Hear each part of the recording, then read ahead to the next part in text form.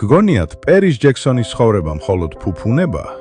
სინამდვილეში ყველაფერი სულ სხვანაირად დაიწყო. მაიკლ ჯექსონი შვილებს ფუფუნებაში არ ზრდიდა.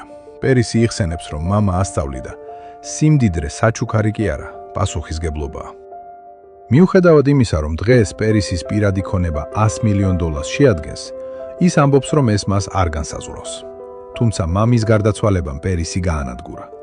11 წლის ასაკში ის დარჩა სამყაროსთან, რომელიც მას გამუდმებით აკრიტიკებდა. ღრმა დეპრესია და საკუთარ თავთან ბრძოლა. წლების განმავლობაში ცდილობდა ეპოვა მიზეზი, რატომ უნდა გაეგრძელებინა გზა. დღეს პერისი სხვა ადამიანია. მუსიკა და აქტივიზმი გახდა მისი თერაპია. ის ჩუმად კამერების გარეშე ეხმარება თავშესაფრებს და იცავს მათ, ვისაც ხმა არ აქვს. ის მამის ყველაზე დიდ გაკვეთილს აგრძელებს. სიკეთეა ის, რაც ადამიანს უკვდავს ხდის. როგორ ფიქრობთ, რა არის უფრო რთული? ცნობილი მშობლის ჩრდილში ცხოვრება თუ საკუთარი გზის პოვნა? დაწერეთ კომენტარებში.